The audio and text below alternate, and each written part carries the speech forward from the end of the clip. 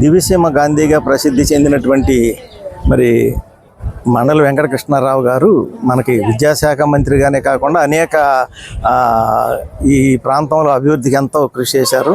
ఆయన నాకు ఒక్కసారి పరిచయం. ఇక్కడ తెనాలి పార్లమెంటు నియోజకవర్గం ఉండేటప్పుడు బందరు ఉండేది కదా, తెనాలి ఉండేది. ఇక్కడేమో నిడుమోలు నియోజకవర్గం ఉండేది. నిడుమోలు నియోజకవర్గంలో మునిపల్లి వినయ్ బాబు గారు, మొప్పల శోభారాణి గారని ఇద్దరు పోటీ చేశారు. కోనేరు రంగారావు గారు మొప్పల శోభారాణి గారికి టికెట్ ఇప్పించారు.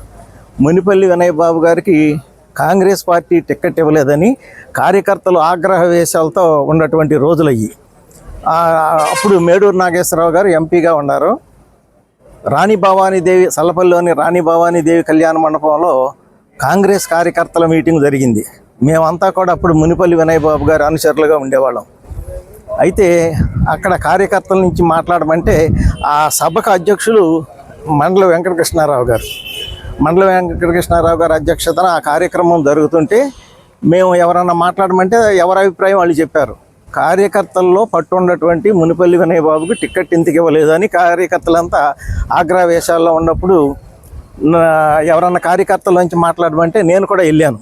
నేను వెళ్ళి మాట్లాడి కొంచెం కోపంతోనే, అప్పుడు ఇంకా యువకుడిగా ఉండేవాళ్ళం కాబట్టి అప్పుడు ఏమన్నా అంటే, ఈ గద్దె మీద కూర్చున్న పెద్దలకి ఎవరికన్నా బుద్ధి ఉందా అని అడిగాను నేను. ఒకట ఎందుకంటే బుద్ధి ఉంటే కార్యకర్తల మనోభావాల ప్రకారం వినయ్ బాబుకి సీట్ ఇవ్వాలి, కానీ నేను శోభారాణికి ఇవ్వటం ఏంటని నేను అన్నప్పుడు మేడూరు నాగేశ్వరరావు గారు వీళ్ళంతా కూడా మమ్మల్ని గద్దె మీద కూర్చోబెట్టి ఒక కుర్రాడి చేత మాకు బుద్ధి ఉందా అని అడిగిచ్చారు.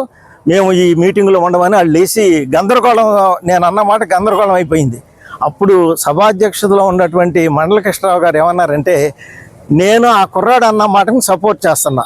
నిజంగా మనకు బుద్ధి లేదు కాబట్టి మనం అందరం కూడా ఈ రోజున ఈ పరిస్థితుల్లో ఉన్నామని ఆయన అనటంలో ఆ సభ అంతా కూడా సైలెంట్ అయిపోయి ఉన్నటువంటి అప్పుడు ఆ రోజునే నేను కృష్ణరావు గారితో పరిచయం అన్నమాట. నేను అన్న మాటకు ఆయన సపోర్ట్ చేశారు.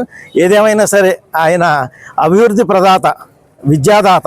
ఈ ప్రాంతంలో అనేక కార్యక్రమాలకు ఆయన ఆద్యుడు కాబట్టి ఆయన 100 జయంతి ఉత్సవాలు జరపడం, బుద్ధప్రసాద్ గారు నిజంగా ఎంతోమంది ఆస్తులకి వారసులు ఉంటారు, కానీ ఆయన ఆశయాలకు మాత్రం వారసుడు బుద్ధప్రసాద్ గారు అని చెప్పడంలో సందేహం లేదు. ఆయన 100 జయంతి ఉత్సవాల ప్రకారం ఈ రోజున ఇక్కడ సజ్జా రామకోటయ్య గారి మెమోరియల్, సజ్జా రాజేష్ మెమోరియల్ వారు ఈ మహాపురుషుడు మండలి అనే నాటకాన్ని కూడా ప్రదర్శింపజేయడం కూడా చాలా సంతోషమైన. తెలియని తరాలకి, ఈనాటి పిల్లలకి ఎవరికి తెలియదు ఆయన గురించి, ఆ తెలియని తరాలకి ఈ నాటకం ద్వారా తెలిసే అవకాశం కల్పించినటువంటి ఈ నిర్వాహకులకి ధన్యవాదాలు.